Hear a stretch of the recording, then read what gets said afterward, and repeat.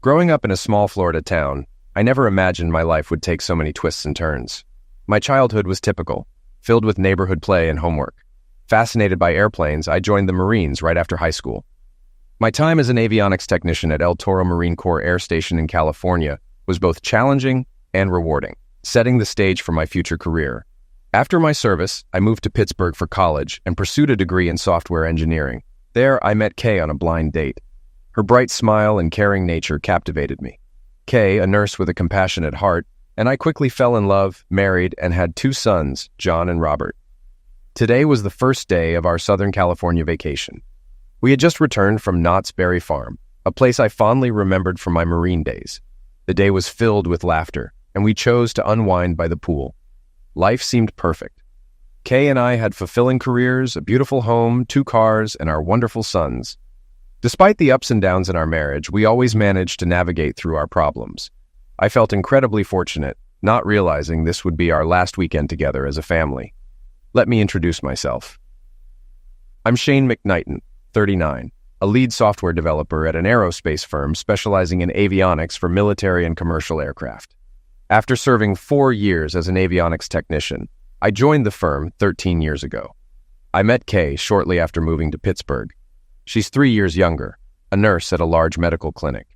We fell in love, married, and bought a house on the outskirts of Pittsburgh. We have 2 sons, John, 10, and Robert, 8. Kay convinced me to have a vasectomy after Robert was born, which I reluctantly agreed to. We had good jobs, a nice house, 2 cars, and an active life. Despite typical marital issues, we always worked things out. At that moment, I had no idea my world was about to collapse, marking our last weekend together as a family. Watching Kay put on her new bikini, I admired her youthful appearance. "Forget the pool," I teased. "Let's stay here and warm the bed."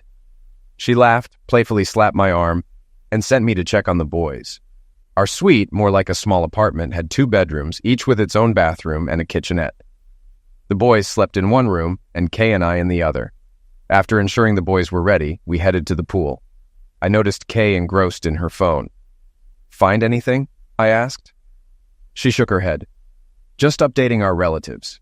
Kay's family lived in Pittsburgh, while mine were retired in Florida. After playing in the water with the boys, I got out and dried off. A tall, clean-shaven man, around 30, approached us. He had short, dark hair and wore shorts and a t-shirt. Dan introduced himself and shook our hands. "Mind if I join you?" he asked, sitting next to Kay. There were plenty of free chairs, so I wondered why he chose ours.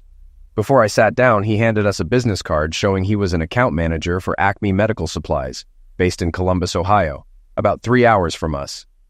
"Isn't Acme one of the companies your clinic uses?" I asked Kay, recalling their vehicles outside her clinic. She nodded. "Yes, it's one of several we use." Turning to Dan, she asked, "Have you ever been to Pittsburgh?" Dan nodded. "Yes, about every 2 or 3 weeks. My territory covers Columbus to Pittsburgh." "So, what brings you here?" I asked. "I'm here for a conference starting this weekend," he said. "I'll be here most of the week." We learned that Dan lived with his wife and 2 daughters in Zanesville, a town along Interstate 70 between Columbus and Pittsburgh. He described himself as a happily married man, joking about living in a house full of women. "That's funny," Kay said. "Shane can only produce boys." Dan spent time with us, even playing water volleyball with me and the boys. He seemed nice, and nothing between him and Kay seemed concerning, but my radar was on high alert.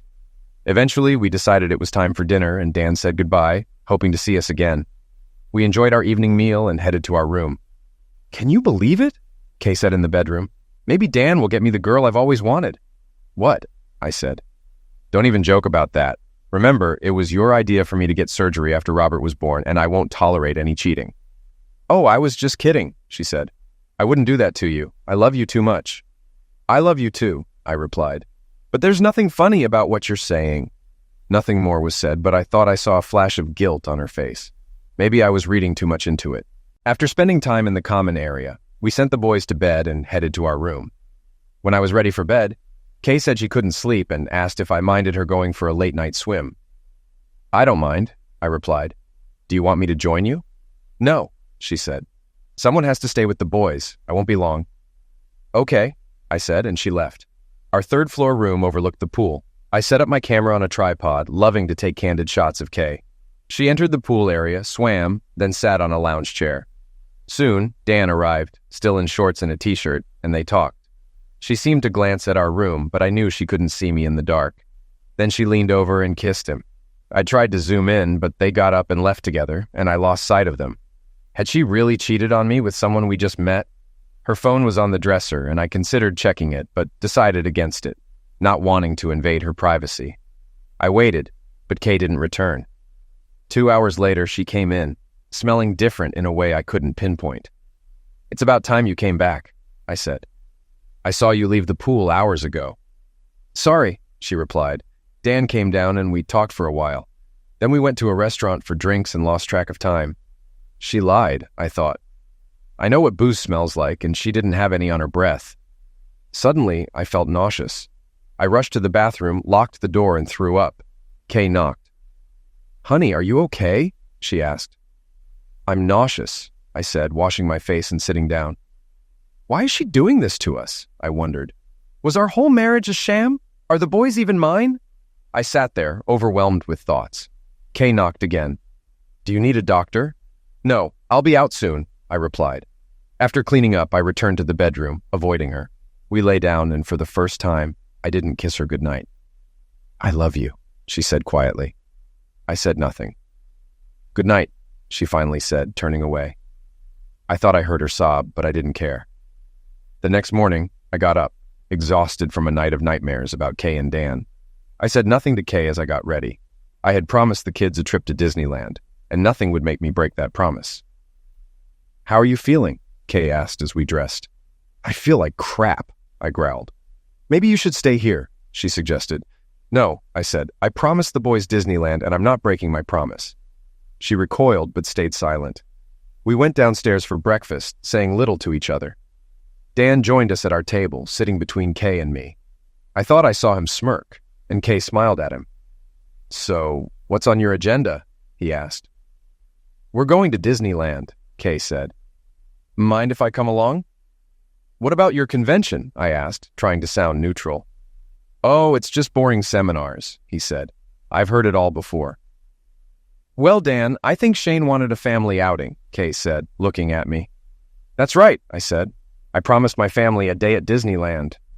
"Family is the most important thing," he said. "Too bad you didn't think of that last night," I thought. "Have a good time," Dan said, standing up. As we left, I thought I saw him signal Kay. "What's gotten into you?" Kay asked on the bus to Disneyland. "You were so cold to Dan." "I could ask the same of you, dear wife," I said, emphasizing wife. "Or I could ask who attacked you." "Shane, that's not nice," she said, pouting. "Please," I said sarcastically. "Let's just have a good day for the boys, okay?" "Okay," she said. "I don't know what's gotten you so upset, but I'm sorry." "Yeah," I replied neutrally. Normally I would have hugged and kissed her, but not this time. After last night, I didn't want to touch her. She leaned back, frustrated. "I hope you won't be mad for the rest of our vacation," she said. I looked at her but didn't respond. We spent the day at Disneyland, ensuring the boys had a good time. I mostly ignored Kay but tried to remain polite for the boys' sake. I often saw her texting. Was she texting Dan? Who knows, I thought. After lunch, the tired family got back on the bus. I looked at Kay.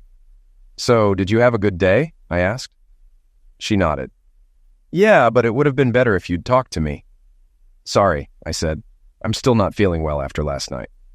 "Maybe you should get a good night's sleep," she suggested. "Yeah, maybe," I thought sarcastically, as if sleep will fix your cheating. We rode in silence and had lunch back at the hotel. In our room, I tried one last time with Kay. I hugged her. "I'm sorry I've been such a bear," I said. "Let's put the kids to bed and enjoy some private time." "I'd love to, but I just got my period," she said. "What?" I thought. I knew her last period ended before we left Pittsburgh. "Well, I'm tired. I think I'll lie down." "Go ahead," she said. "I'm going to the pool." I watched her leave and set up my camera to catch them together. Sure enough, they met at the pool. I zoomed in and got clear photos and video of them. They left together, and I was sure they were heading to his room.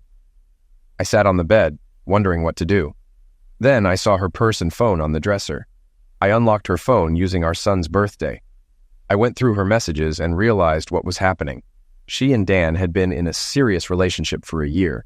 He was the Acme rep at her clinic and visited every other week. Recently, she decided he should get her pregnant with a girl. They planned this vacation so they could be together. Dan's wife knew about their affair. They planned for Dan to accidentally meet us at the pool and for Kay to spend every night with him. She even agreed to turn me down all week. In their messages, Dan asked, "What will you tell your husband?" "I'll say I'm getting my period. He won't come near me then," she replied. "He'll suspect something," Dan texted. "Not yet," she wrote. "He'll know when you get pregnant." "He thinks the boys are his too," she continued.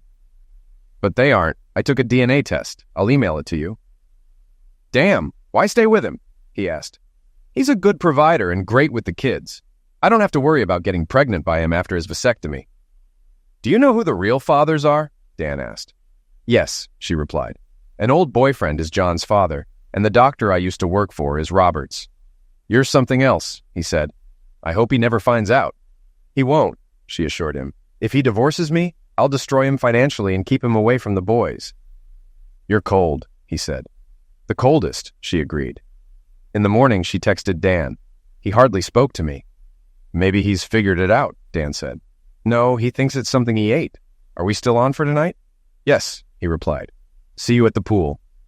"I'll be back around 8 in the morning," she said. "Then you have me all night. He wants to take us to the tar pits. Boring." "Okay, see you tonight," he said. "See you later, lover," she replied. Good thing Kay wasn't around at that moment. People say the opposite of love is indifference. Not hate, but for me, it was blind, seething hatred. She had lied to me all these years and robbed me of a real family. I needed to find out about the DNA test she mentioned, so I searched her email. Sure enough, there it was in a folder labeled Stuff. The test, dated a year and a half ago, showed both boys had different fathers, and I wasn't one of them. Furious, I forwarded the document to my email and searched her other emails. There were explicit messages and photos from Dan and other men dating back 8 years. I forwarded those too. I rummaged through her purse and found birth control pills. Why would she need these if I had a vasectomy? I wondered. Her day planner had DK written on several days, likely when she saw Dan. It also had a note to stop BC and no S on the same day.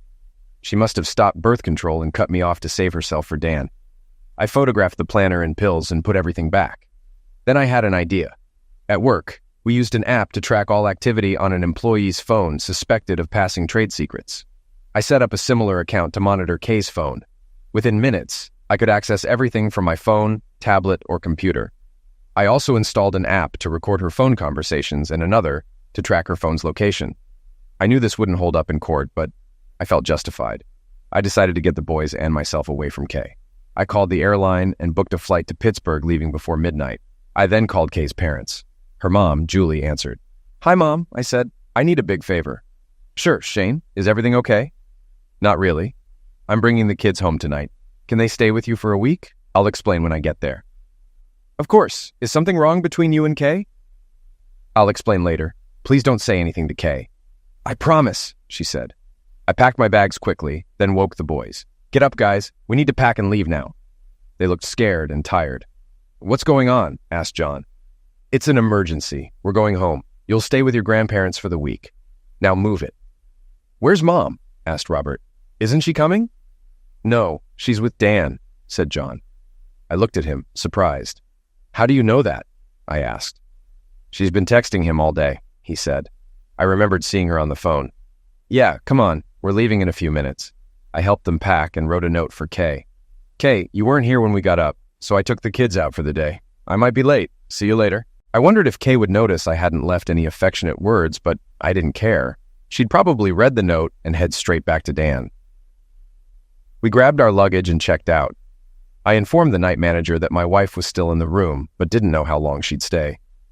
"I hope you enjoyed your stay," the manager said.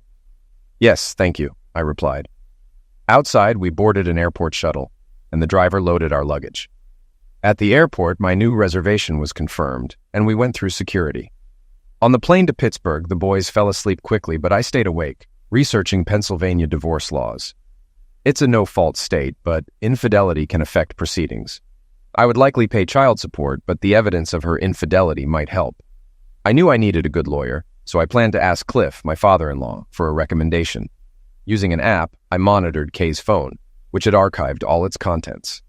Exhausted, I decided not to review everything again and instead searched for Dan's address and phone number, finding it in Zanesville. Finally, I tried to get some sleep. I woke as the plane descended into Pittsburgh. We disembarked, collected our bags, and headed to the car. I called Cliff and Julie to let them know we were on our way. They greeted us warmly and brought us inside. "What's going on, son?" Julie asked. "I thought everything was okay between you and Kay." "I thought so too," I said, "but I found out it was all a lie." "What do you mean?" asked Cliff. I showed them the DNA test from Kay's emails and her messages with Dan. "Oh my God," Julie said. "How could she be so stupid?" "I'm sorry, Shane. I thought she outgrew that after marrying you." "What do you mean?" I asked. "Kay was wild in her younger years," Julie explained. "It started in high school and got worse in college. She was constantly dating different guys. She was even engaged once but broke it off. She never told you about this?" "No," I replied. "Yeah, it was during college," Julie continued. "She was engaged to a guy named Mike Jacques. They went to high school together." She pulled out a photo album. "Here it is," she said, showing me a prom picture of Kay and Mike. I immediately noticed Mike looked a lot like John. I showed the picture to Julie. "Is it just me, or does he look a lot like John?" I asked. Julie and Cliff examined the picture. "I think you're right," Julie said. "They look very similar, don't they, Cliff?" He nodded. "Of course, they look alike," Cliff said. "Do you think he could be John's biological father?" "It looks like it to me," I said. "But a DNA test would prove it. Is this guy still around?" "Yes," Julie said. "His family owns a deli here. He makes the best pastrami. He probably still works there." She wrote down the name and location of the deli and handed it to me. I'll have to visit him, I thought. I turned to Cliff. "Can you recommend a good divorce lawyer?" "Yes," he replied. "Are you sure you want to pursue this?" "Absolutely," I said. "Kay has lied to me for 13 years and now she's cheating with some salesman in California." "I understand," he said. "You've been good to her, and I consider you a son. But she's my daughter, and I still love her. Do what you need to do, but promise me one thing." "What's that?" I asked. "Promise you won't physically hurt her," he said. I nodded. "I promise," I said. "Thank you," he said. "Also come over for dinner tonight with the kids. We need to talk in detail." "I'll be here," I said. He handed me a business card. "Marion Hawkins," it read, with an address and phone number. "She's the best. Call her office early Monday." "Thanks," I said. "I'll see you tonight. Please don't let Kay know we're here." "Mum's the word," Julie said. We said goodbye, and I hugged the boys, promising to come back tonight. I left and headed home. Without Kay and the boys, the house felt dark and empty. Everywhere I looked reminded me of happier times now tainted by her lies. I wiped away tears and vowed never to cry over Kay again. Looking in the bathroom mirror, I realized I hadn't slept properly in almost 2 days. "God," I said to myself, "I look terrible." I brushed my teeth and crawled under the covers, falling asleep almost immediately. I walked into our hotel room at 8 a.m. on Sunday, hoping to see my husband and boys. After how Shane treated me the day before, I was nervous. Thankfully, I had showered before leaving Dan's room to avoid Shane smelling anything suspicious. I opened the door, expecting the usual morning noise from Shane and our restless boys, but it was silent. Worried, I went to our bedroom and found a note on the dresser. "Kay, you weren't here when we got up, so I took the kids out for the day. I might be late. See you later. S." Short and to the point, typical of Shane. Notably, it lacked his usual affectionate words. He was probably still upset about Friday night. I decided not to call or text. It wouldn't help given his mood. Besides, I wasn't interested in seeing the tar pits anyway. I saw my phone on the dresser, unlocked it, and noticed the Messenger app was open. That's odd, I thought. I usually close my apps. I dialed Dan's number. "Hey, love," I said when he answered. "Shane and the boys left early and might be back late tonight. I'm free for the day and night if you want." "Has he left already?" Dan asked. "Yes," I said. "He got tired of waiting for me. His loss. I'll meet you downstairs for breakfast. Then we can hit the pool and have some fun later." "Will do, lover," he said. "I can't wait," I replied. I grabbed a few things from the dresser and left. The clock showed 1:30 p.m. when I woke up. I must have been more tired than I thought. I got up, wiped my eyes, and headed to the bathroom. Being Sunday, I couldn't do much with the lawyer, but I had one crucial task. I checked my phone and saw Kay hadn't texted or called. Figures. She likely spent the day with Dan. After showering and dressing, I checked her phone activity on my tablet.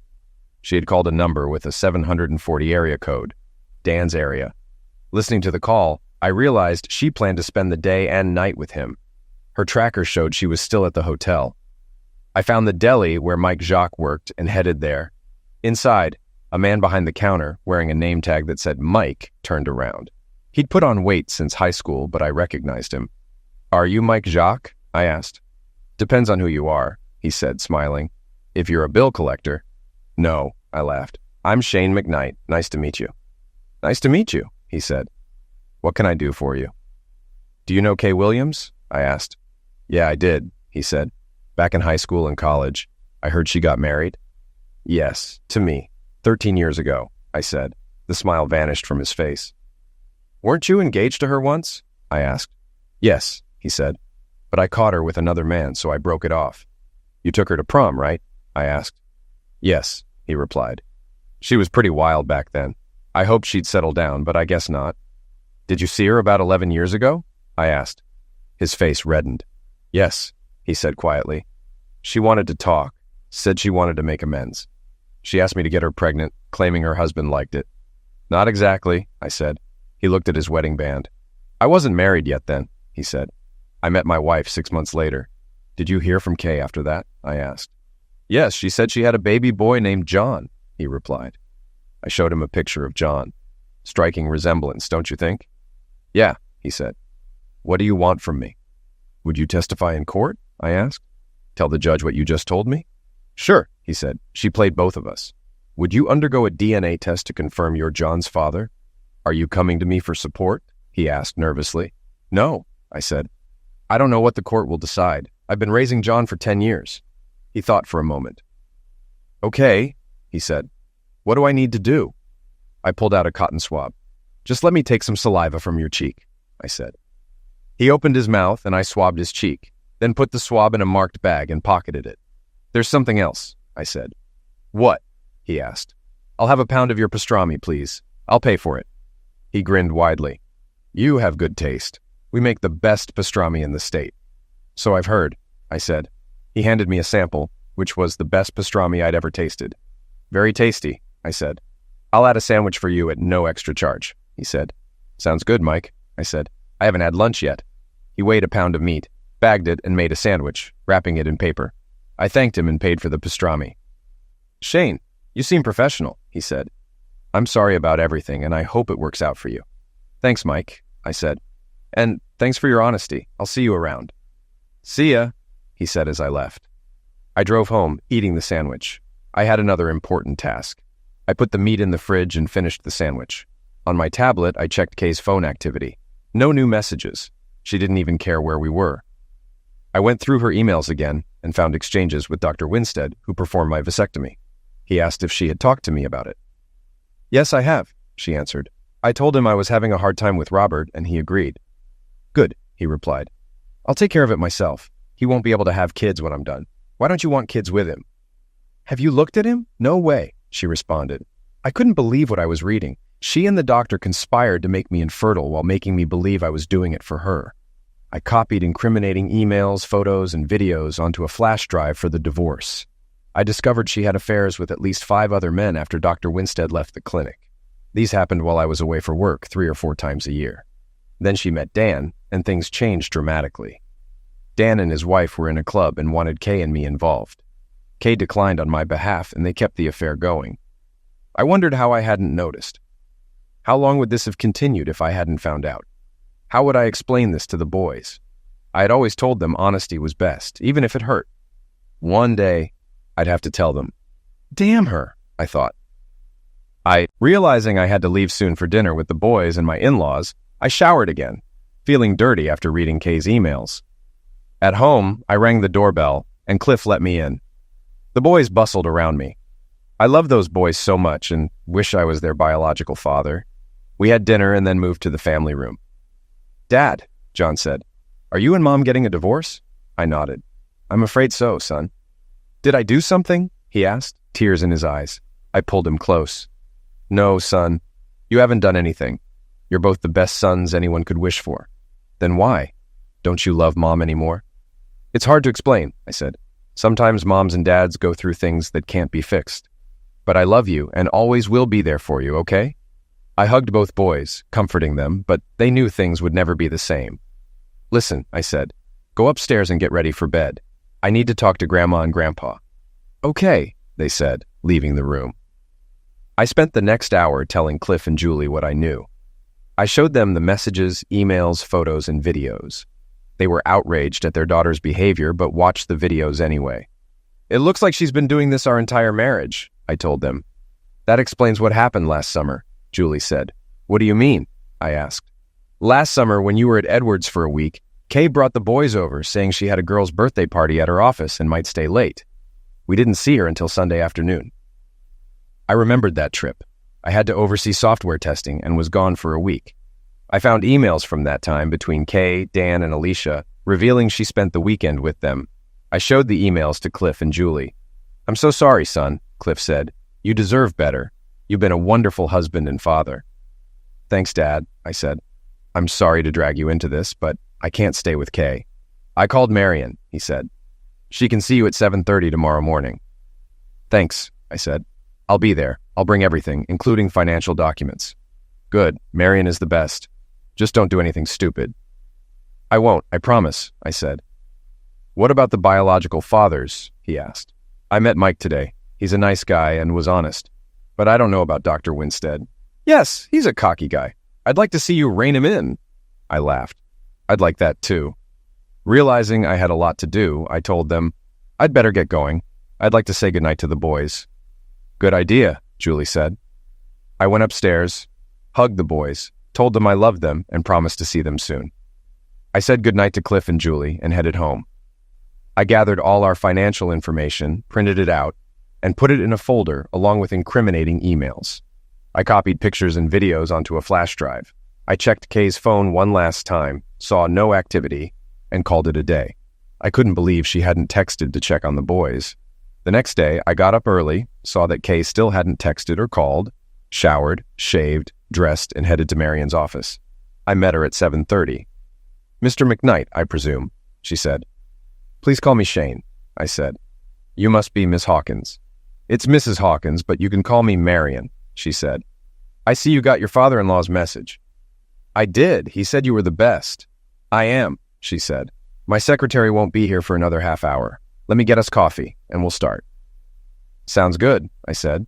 She made us coffee and escorted me to her office. Your father-in-law tells me you want a divorce. Is that true? She asked. Yes, it is, I replied. Good.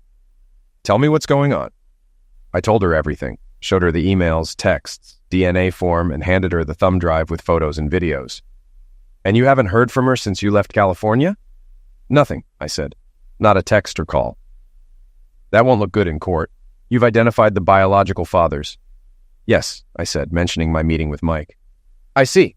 Divorce isn't about justice. It's usually about money. Mothers almost always get custody, fathers pay child and spousal support. Assets are split in half, and the custodian usually gets the house.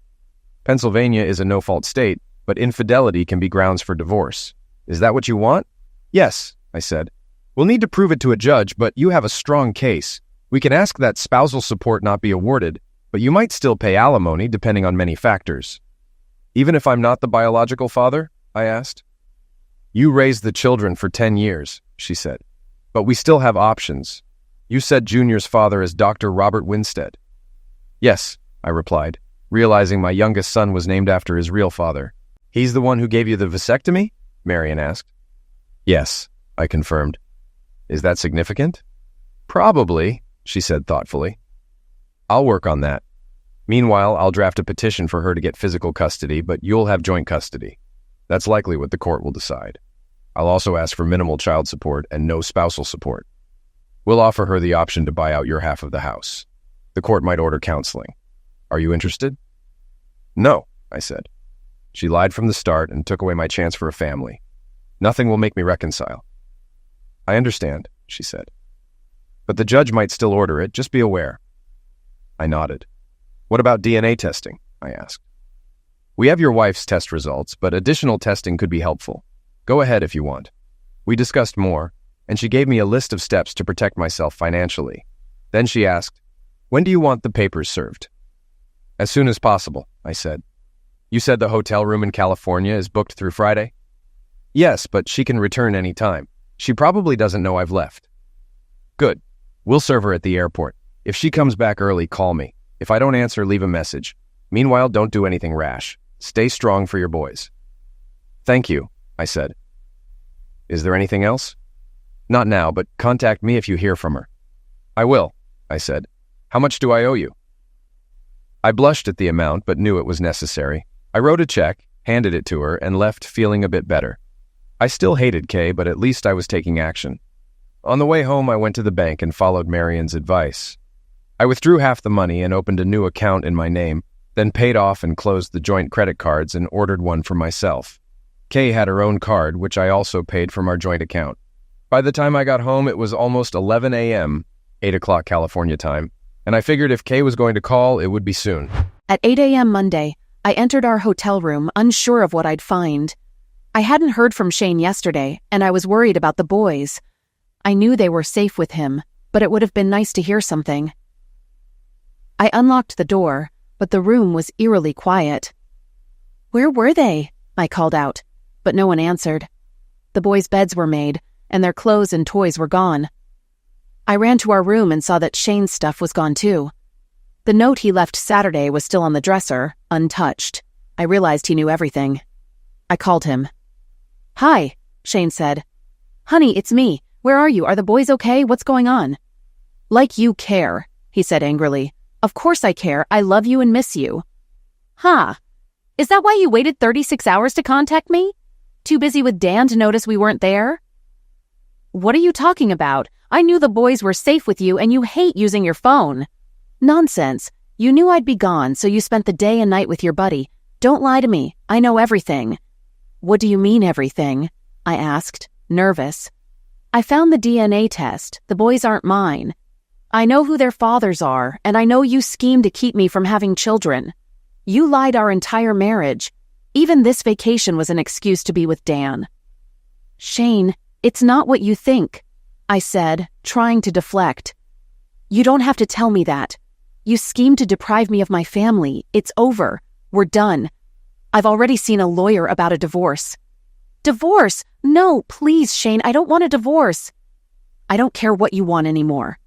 Shane, please let me come home so we can talk this out. There's nothing to settle. The room is paid for through Friday, so stay there. You'll get the papers when you return. I canceled your joint credit and debit cards, but you still have your personal card. Shane, please.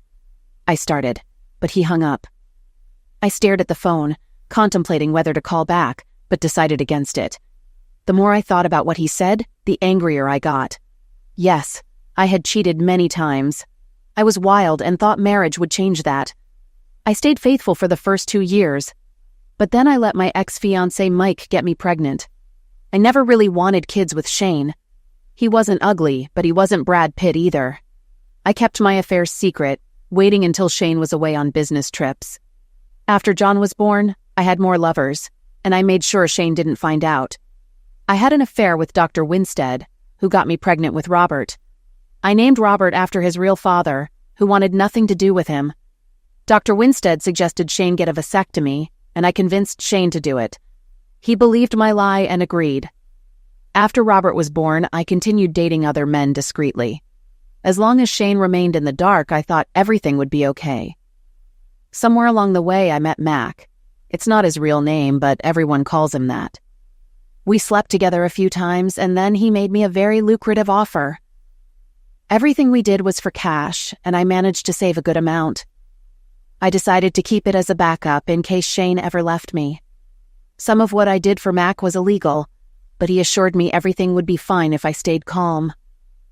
Around that time, I verified through a DNA test that neither of the boys were Shane's. I was pleased with the results and kept the document for future use. I knew I'd eventually have to tell Shane the truth, and I didn't care about his reaction. What could he do? I felt it was my right to choose the father of my children. Shane's reaction to finding out was extreme. We'd been through a lot over the years, and I didn't think this should be any different. I never thought he'd go through with the divorce. He always deferred to me until Friday night. He called me a promiscuous, which made me furious. Yes, I'm a promiscuous, but how dare he call me that? I'll show him what a real promiscuous can do. I started forming a plan, but then I worried. If Shane really knew everything, I could end up in jail. I made a call from my contact list. McGregor? A male voice answered. Mac, it's Kay. Hi, Kay, how's California? Getting a good tan? Yeah, fun, I said. We've got a problem, Shane knows. He said he knows everything. Crap, Mac said. I had just finished talking to Kay, deciding I couldn't take any more of her scams. I checked that the app I installed on her phone had downloaded the audio file and transcript of the conversation. She was talking to a number in Pittsburgh, registered to someone named Mac. After the conversation ended, I waited for the app to copy the files to the cloud. Once available, I printed the transcript and played the audio. McGregor, said a male voice. Mac, Kay replied. It's me, Kay. Hi, Kay. How's California? Getting a good tan? Yeah, fun, she answered. We've got a problem. Shane knows. He knows everything? Mac asked. Yes, she said. And it has to be done Thursday night. Why Thursday? I'm sending him something tonight. He'll be upset and probably won't defend himself. Also, I'll be here until Friday, and he'll likely serve me divorce papers when I return. Divorce? Mac asked. Yes, he found out about me and is preparing divorce papers. What are you going to do to upset him? He thinks I'm a strumpet. I'm going to show him what a promiscuous I really am. Mac laughed. You are a promiscuous, aren't you? She giggled. Yeah, but he doesn't know how much. It has to look like a home invasion. Does he have a weapon in the house? No, he wanted one, but I never allowed it. What about the boys? I don't want them hurt, but there can't be witnesses. Understood? Yes. What's in it for me? Shane has $1 million life insurance policy, and his employer has a $500,000 policy. I'll give you $100,000. You're asking a lot. Make it $250,000. Okay. So you want me to eliminate your husband and possibly your boys for $250,000? You want it done Thursday night, looking like a home invasion? Exactly. And I want you to handle it yourself. I know you've done it before. I understand. You realize this is risky. We both do. Good.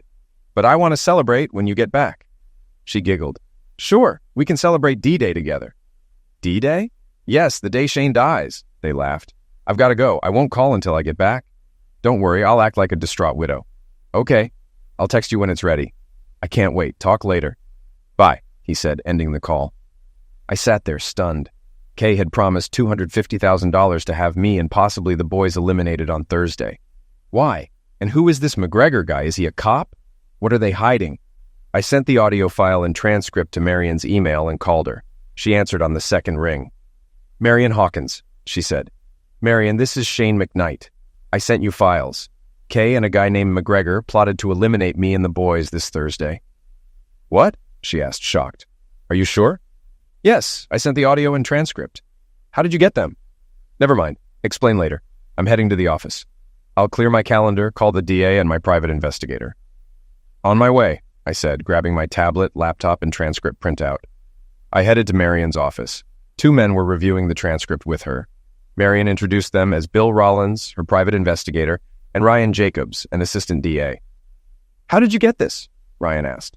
I explained about the apps I installed on Kay's phone to archive her data, including emails, texts, videos, photos, and calls, decrypting and saving them in the cloud. I'm not sure we can use this as evidence in court, given how you obtained it, he told me. Look, Mr. Jacobs, I said. The phones and services are in my name and I pay the bills. That's why I only use my phone for calls. Are you willing to testify under oath? He asked. Absolutely, I said. I'll give you access to everything I have so you can review it. I need to talk to my boss about it first, he said. Do you know who this McGregor guy is? I shook my head. Not directly. Kay had an affair with him a couple of years ago, judging by her emails. He even sent her pictures and videos. Show me, he said. I logged into the cloud account where Kay's phone data was archived. In the stuff folder, I found emails with a long video showing Kay with McGregor. We watched until a clear shot of his face appeared. Crap, Bill said. I know that guy. Who is he? I asked. That's Alfred McGregor, he said. He's a police captain in Pittsburgh. Are you sure? Ryan asked. Absolutely, Bill said. Ryan stared at the frame. I think you're right, he said. Can you print this out? He asked Marion. She plugged the laptop into her printer and soon had a color picture of McGregor with Kay. Ryan looked at me. "Can you give me access to all this information?" he asked. "I can," I replied. "Do you have a laptop?" He nodded, opened his bag, and connected to Marion's Wi-Fi. I set it up to monitor everything. "I think we should put Mr. McKnight in protective custody until this is sorted out," Ryan said to Marion. "No way," she said. "He has 2 boys to take care of, and putting him in custody could be a death sentence. I won't let McGregor get to him." "I have a couple of guys who can guard him," Bill said. "Do it," Marion said. Ryan looked at me. "Do you know why they want to eliminate you?" I showed them emails between Kay and Alfred. "I found this in her emails," I said. Ryan's eyes widened as he read. "Holy crap," he said. "What?" Marion asked. "Our office is working with the Pill and Booze Administration on prescription pills on the black market. We haven't found the source yet," he said. "Where does your wife work?" I told him about her clinic. "You think my wife is involved?" I asked. "That's what these emails suggest. McGregor might be involved too. If your wife thinks you know, she'll want you out of the way." He turned to Marion. "Are you sure you don't want your client in protective custody?" "To make it easier for McGregor to get him?" she asked. "No. I want McGregor behind bars immediately." "It's not that easy. We need internal affairs and an investigation. He's a police captain, not a rookie. It'll take time." "We don't have time for political nonsense," Marion said. "By the time you go through channels, my client could be dead. We know McGregor plans to act on Thursday. That's less than 3 days." "What do you want me to do?" Ryan asked. "Call your boss now," she said. "He's probably at lunch," Ryan said. "He's probably heading back to his car. Call him and put him on speakerphone." Ryan nodded, dialed his boss, and put the phone on speaker. "Giles?" the man answered. "Boss, this is Ryan Jacobs. I'm with Marion Hawkins and her client. We have a problem." "What kind of problem? Can it wait until I get back?" Ryan looked at Marion, who smirked.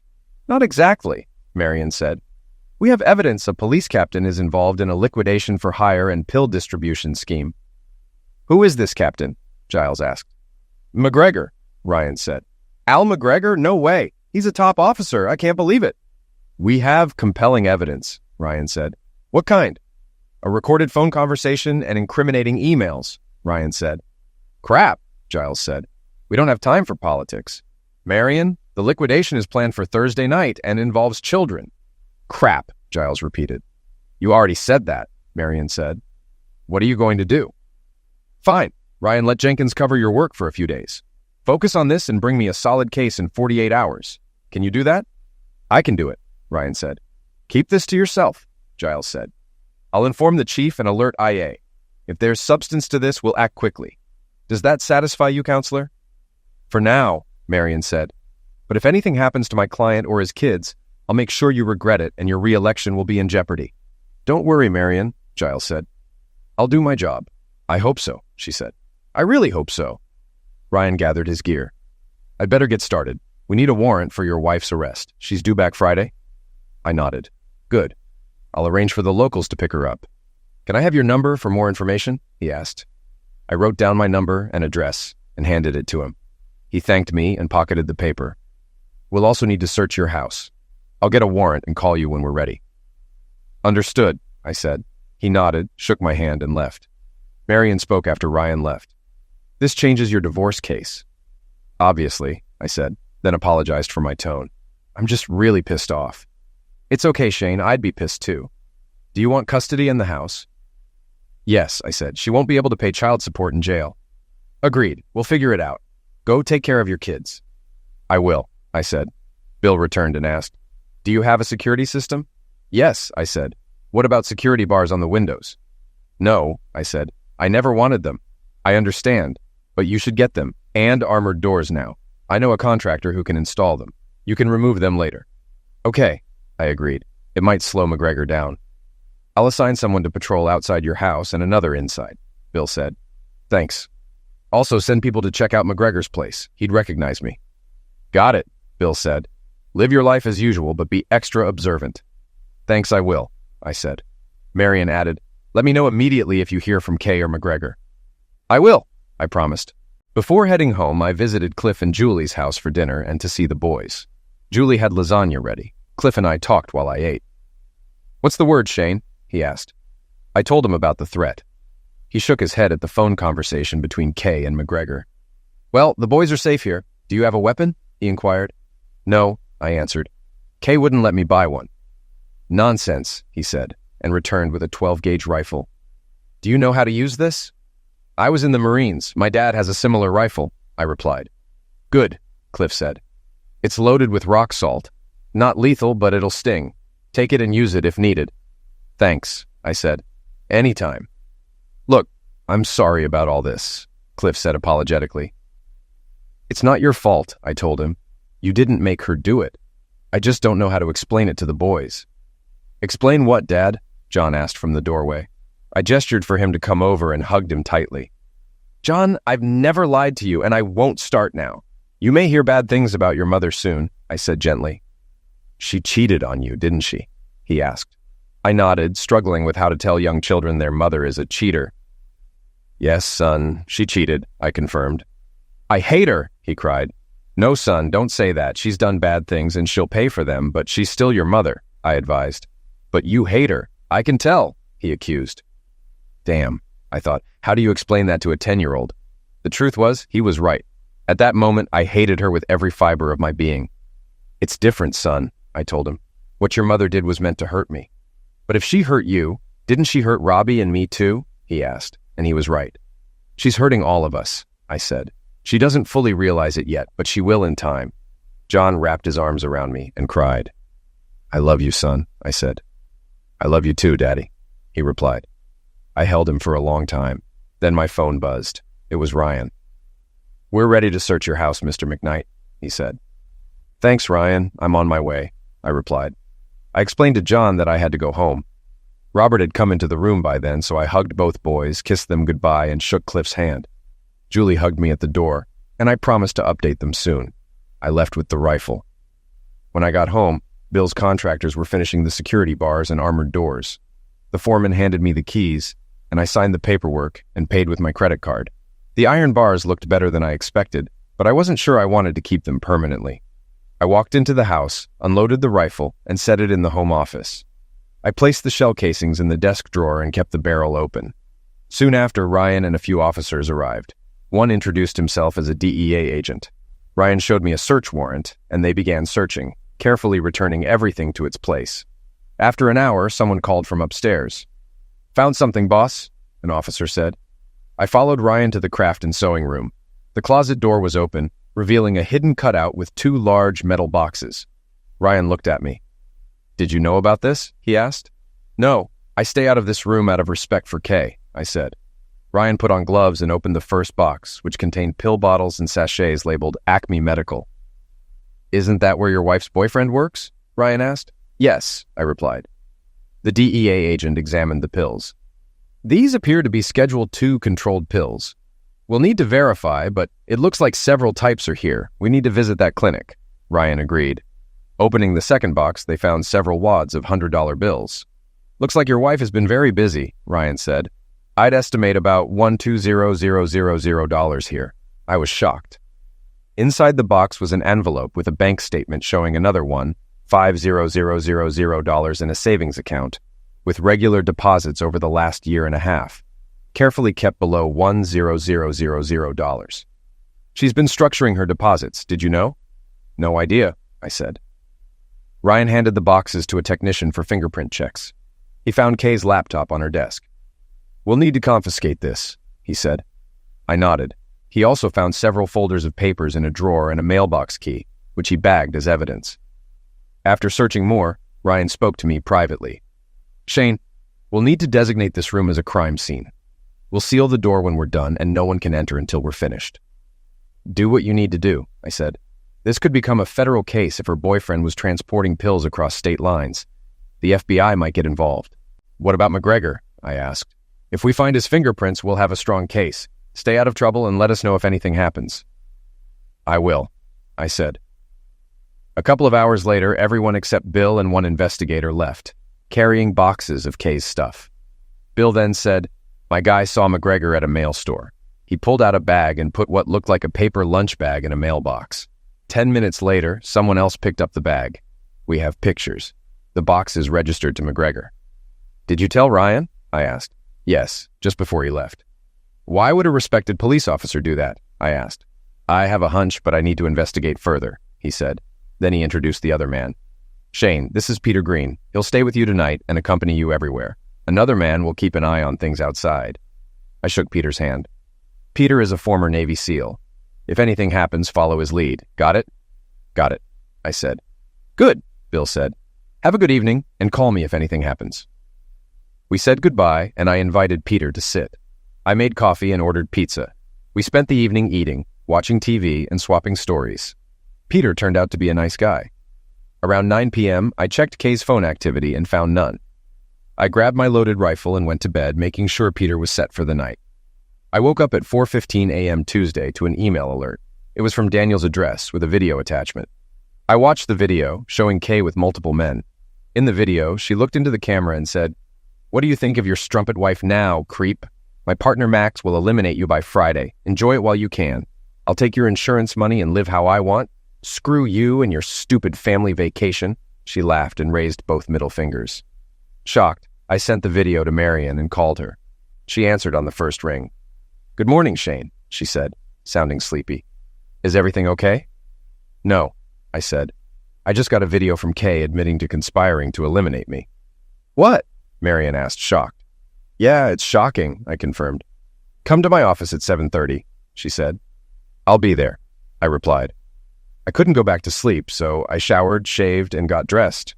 I made coffee and offered a cup to Peter, who was already awake. I made breakfast and we watched the news while we ate. "I have a meeting with my lawyer early this morning," I said. "You have to accompany me everywhere, right?" "That's what I was told," Peter replied. "Good," I said. "Do you need to freshen up?" "Already did," he said. I grabbed paper coffee cups and poured us each a cup. We left and headed to Marion's office. She, Ryan, and Bill were there. Marion waved us in. "Good morning, Shane," she greeted me. Ryan nodded a curt, "Morning." "Good morning," I said. Ryan looked exhausted. "We reviewed the video you got this morning," Marion said. "It looks like a confession to me." "It does to me too," Ryan added. "There's also a threat of child endangerment. I informed my boss." "What did he say?" I asked. "He agrees with my assessment," Ryan said. "The LA County Sheriff's Department got the arrest warrant last night, and the feds have a warrant for Dan's arrest. Kay and her lover will be picked up this morning. My office is expediting the extradition papers now." "That was fast," I remarked. "When there's a clear threat to kids, we act quickly," he said. "Thanks to Bill's investigators and the DEA, we have enough evidence to arrest McGregor. They're taking him from his apartment now." "Made some progress then?" I asked. "Yes," Ryan confirmed. "McGregor had a criminal enterprise, which could mean a life sentence." "Why?" I asked. "He's a police captain." "He's deep in debt," Bill said. "His wife divorced him and took everything. He's barely making ends meet, paying alimony." Ryan checked his watch. "I need to go. I haven't slept in 2 days. The feds are checking out clinics and are interested in your wife's lover. Call me if you hear anything." I nodded and shook his hand, thanking him. "This changes your divorce," Marion said. "The court won't let her take the kids, especially if she's in jail. Let's wait and see what the court does before suing her. As for the biological fathers, I've researched both. Mike Jacques has no real assets, but Dr. Winstead is different. I can start paperwork and maybe negotiate with him. Would you like that?" "Absolutely," I said. "Good," she said. "Go home and rest. I'll get back to you." I thanked her and left, with Peter following me. Early in the morning, I was awakened by loud banging. At first, I thought it was in my head, but I soon realized it was the door. I looked at the clock. 5:30 a.m.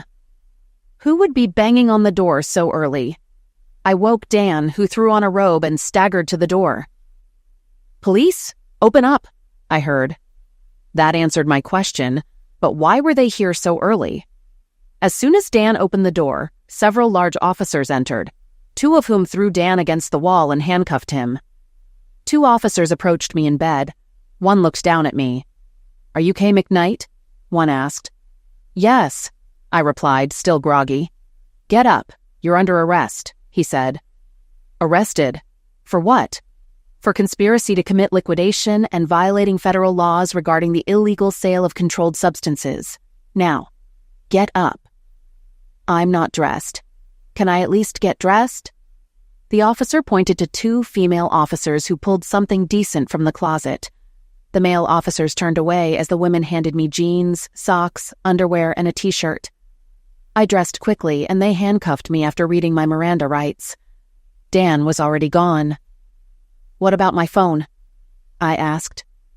One female officer took it from the dresser and put it in her pocket. They led me out and put me in the back seat of a police car. The officer with my phone sat beside me, and another sat in the front. We went to the station where I was processed and photographed. "Can I make a phone call?" I asked. The officer pointed to the desk phone. "Can I use my phone?" I asked again. "Sorry, it's evidence," she said. "Use this one." It took me a moment to remember Shane's number. He answered after the second ring, clearly angry. "What?" he snapped. "Shane, it's me," I said, my voice shaking. "Holy crap, what do you want?" "I got arrested," I admitted. "Yeah, that's what happens when you plot to liquidate your husband and kids," he said. "By the way, they're arresting your partner this morning." Oh no, I thought. Mac had said we wouldn't get caught. "Please, Shane, I need help." "Yes, you do. Maybe you'll get it in jail. Until then, screw you, witch." He hung up, leaving me staring at the phone. I handed it back to the officer. "How long am I going to be here? Can I post bail?" I asked. "No bail has been set," the officer said. "You are in custody pending extradition to Pittsburgh." Oh my God, I thought. What about Dan King? The officer checked her computer. Mr. King is being extradited for federal charges in Columbus. This is it, I thought. I'm sunk. The officer took me to my cell, where I sat on the cold, hard concrete seat, staring at the walls, shocked at how far and fast I had fallen. I finished talking to Kay and laughed. I couldn't believe her audacity, expecting my help after plotting to eliminate me and the boys. She could rot in jail. I hated her more than anyone or anything in my life. "Talk about nerve," I said. Peter nodded. "Yeah." We pulled up to my house and went inside. I checked Kay's phone for any new activity. Nothing. I called the hotel, explained the situation, and arranged to have her things packed and sent home.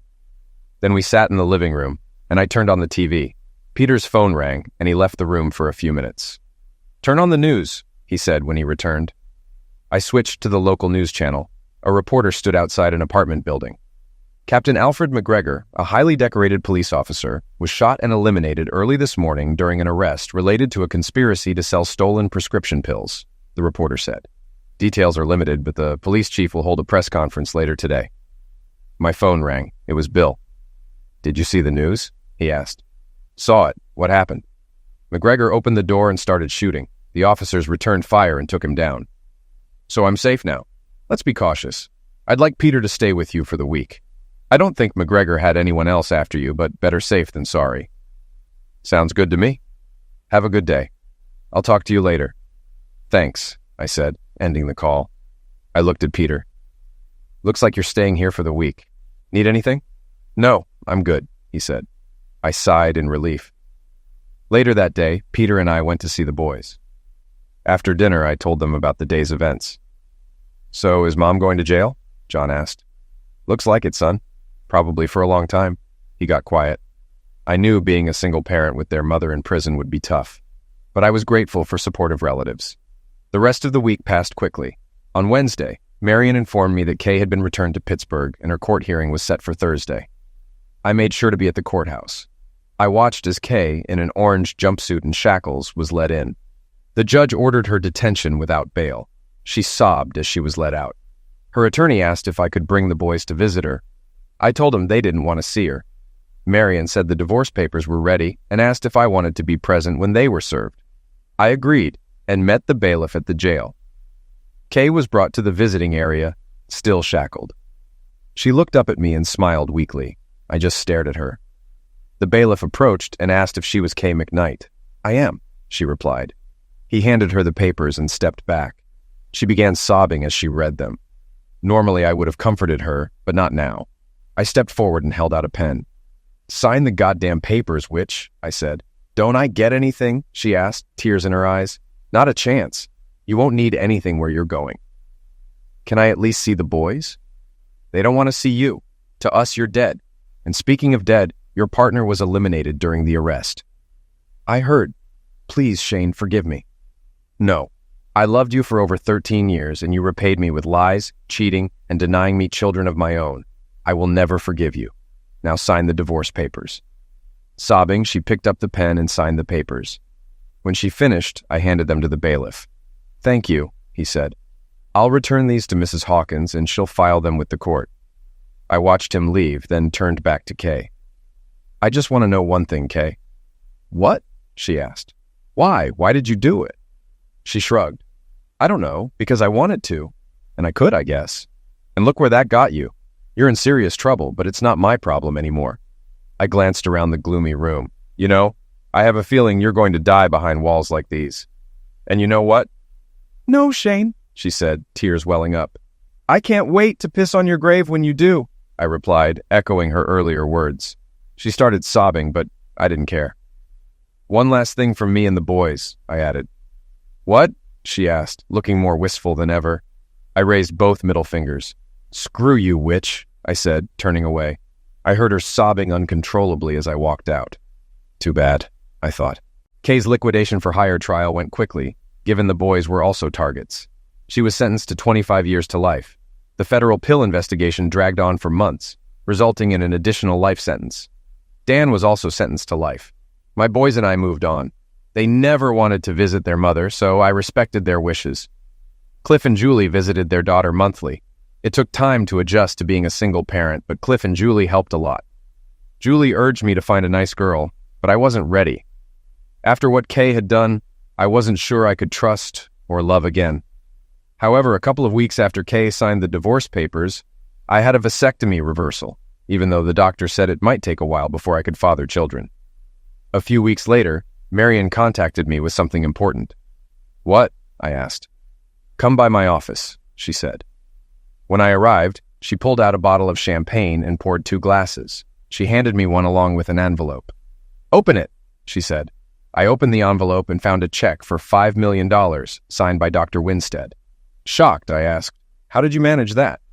I convinced Dr. Winstead it was in his best interest to settle. After pointing out the potentially devastating and embarrassing divorce his wife would likely want, and the damage to his reputation, he decided to settle rather than explain why he forced you to undergo an unnecessary procedure. "Wow," I said. "Remind me never to get on your bad side." She laughed. "That's your after-tax profit. He also paid all your fees and expenses." "He must be very rich," I said. "He is," she said. "Last year he gave more to charity than this settlement." She raised her glass and I joined her. My self-imposed exile from women lasted 5 years. Then I met Lori Reynolds, one of John's teachers.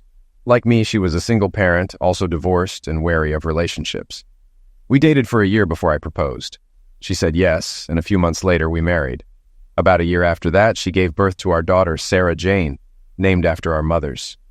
Tears filled my eyes as I held her for the first time. Lori hugged me tightly, knowing Sarah was the first baby I had fathered. I called the boys and their grandparents into the room and introduced Sarah Jane. They immediately adored her. While Lori, the kids, and I moved on, Kay's life deteriorated. A few months after her first conviction, she was diagnosed with HIV and separated from the other inmates. She died of AIDS about 13 years later, buried in Potter's Field with only a simple plaque. I wanted to fulfill my promise to pee on her grave, but Lori convinced me otherwise. "Come, sit with me," she said on the back porch. She poured me a cup of chamomile tea. "Shane, I know how hard it was to get over what Kay did, but you have to let it go and move forward." "It's hard, and it still hurts," I said. "I know," she said. "If I thought it would help, I'd go with you and piss on her grave. You know that, right?" "Yes," I said. "But now she's gone, and she can never hurt you again," Lori said. "Kay suffered from AIDS almost as long as your marriage. She died alone, unloved, and forgotten. She paid the ultimate price. What more can you do?" I had to admit she was right. "Have you told the boys?" she asked. "They're in college now. I told John and Robert. At first they thought I meant you, then realized it was about their mother." "How did they take it?" "They didn't seem to care." "What does that tell you?" she asked. "They've moved on with their lives." "Exactly," she said. "And so should you. You've been a great husband and father. You loved and raised John and Robert, even after learning you weren't their biological father. You adopted Mark and raised him too." "He's a good boy," I said. Thanks to you, she said. He sees you as his real father. We watched Sarah playing in the yard. Didn't Kay want that Dan guy to give her a daughter? Lori asked. Yeah, I replied. It felt like ages since that Friday night. Think about it. If she hadn't been so greedy, you could have had a daughter with her, and Sarah wouldn't exist. She was right. I kissed Lori. Just then, Sarah ran to us with a white flower. Daddy, look what I have for you. Thank you, dear, I said. That woman said you really like them, Sarah said. Lori and I looked around, but saw no one. Which lady? Lori asked. That one over there, Sarah said, pointing. We saw nothing. Goosebumps ran down my spine. What else did she say? Lori asked. She said she's sorry for everything and wants you to forgive her, Sarah said, looking at me. I saw the vegetation swaying as if touched by a light breeze. A sudden gust of cold air came and went. I looked at Lori, tears in my eyes, and nodded. It's time, I said, knowing it was the hardest thing I'd ever do. Lori smiled, and Sarah hugged me. I forgive you, Kay, I whispered, looking up. Sarah hugged me tighter and kissed my cheek. I love you, Daddy, she said. Thank you. She ran back into the yard. I looked at Lori, wondering what had happened. She smiled and kissed me. At that moment, I felt happier and more content than I had in a long time, as if a huge weight had been lifted. Maybe, I thought, happiness is the best revenge.